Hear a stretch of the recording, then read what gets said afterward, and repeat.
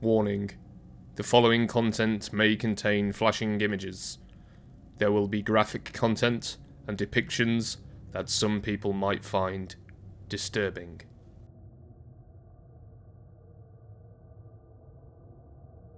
Welcome to Haunted Tales. This time, we uncover the story of the English folklore for Herne the Hunter. The origin of this tale is given by Samuel Ireland in 1792.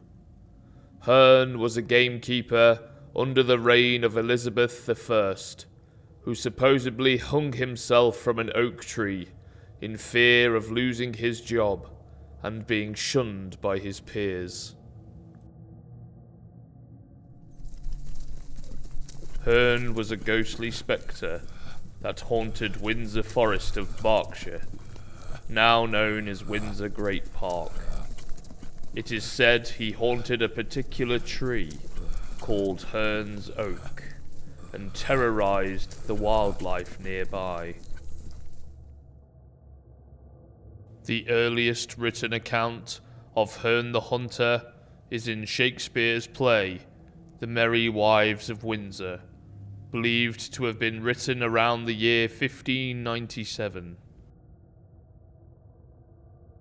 There is an old tale goes, that Herne the Hunter, sometime a keeper here in Windsor Forest, doth all the winter time at still midnight walk round about an oak with great ragged horns, and there he blasts the tree and takes the cattle, and makes milch-keen yield blood, and shakes a chain in a most hideous and dreadful manner.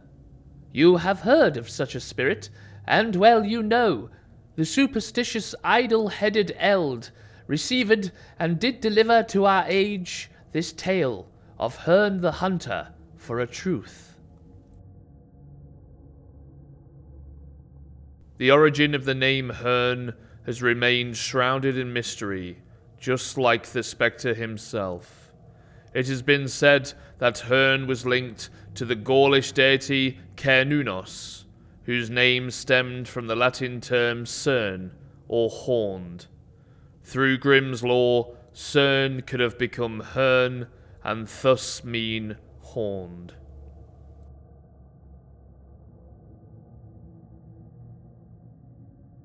The name Herne could also be derived from Hernian, a title borne by Wotan, the Germanic god of the wild hunt.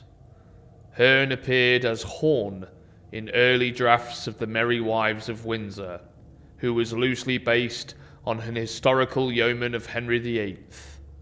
Other theories suggest that Herne was, in fact, based on a real person whose name was changed by Shakespeare. Herne's appearance was also documented by Shakespeare as a man wearing a dark cloak with horns that sprouted from his skull. Herne carried a horn and could bewitch wildlife with a single touch, making them produce blood instead of milk. Herne could also kill trees and other natural plants, causing them to wither and die upon contact.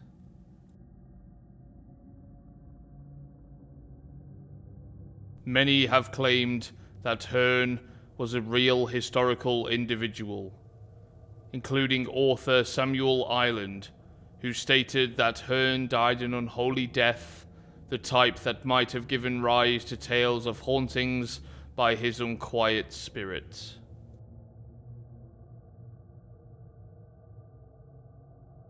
Historical records on Herne wrote that he was known for his great hunting and woodcraft skills. He was favoured after saving King Richard from being viciously attacked by a cornered white hart deer. Herne would end up badly injured himself. Later, a man known as Philip Urswick appeared and promised the king that for a reward he would recover the body of Herne. This would be accepted by the king.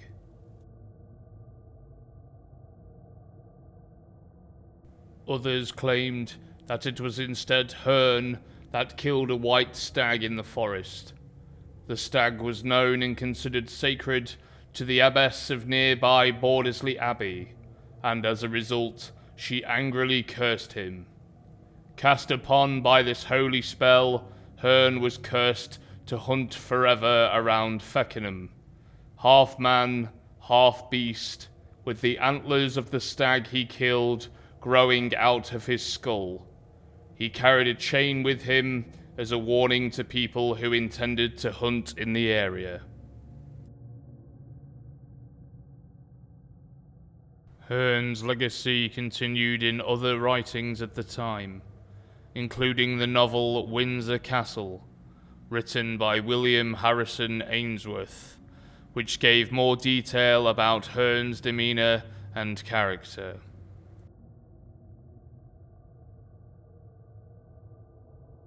William claimed in his novel that Herne was brutally gored to death by a lone stag. His life was spared by the devil on one condition, that he wears the antlers of a stag upon his head. As Herne lay dying, the devil made the pact so that he could then return and carry out the hauntings of those who lived around the land of Windsor Castle. Herne's legacy continued in other mediums also, in plays, literature, and music, including the series Robin of Sherwood, in which Herne was a shaman who aided the merry men from the plight against the Normans.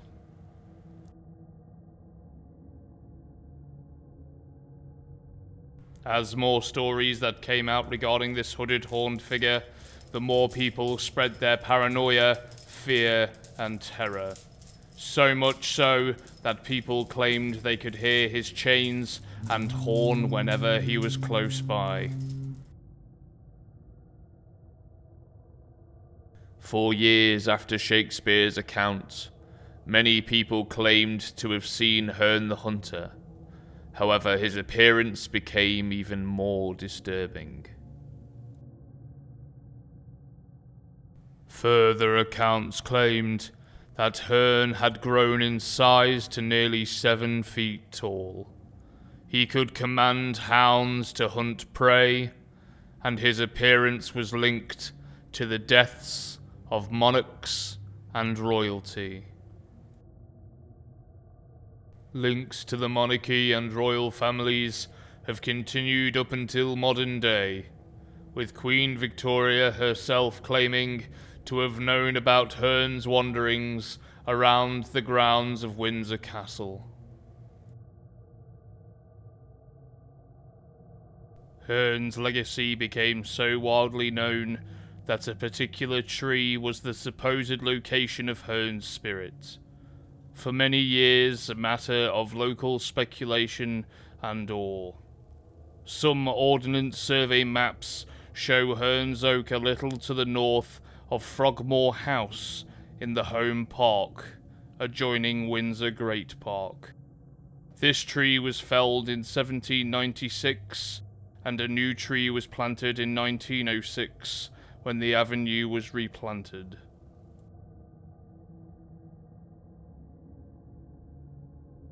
The stories and legacy of Herne the Hunter remain an integral part of English folklore, with many still recounting the tales that this mysterious figure possesses, with some who still believe he haunts Windsor Forest and surrounding areas.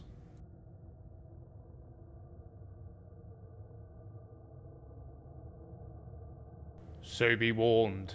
If you find yourself wandering around the woodlands near Windsor Castle on a dark and eerie night, listen for the horn, and you may just cross paths with Herne the Hunter yourself.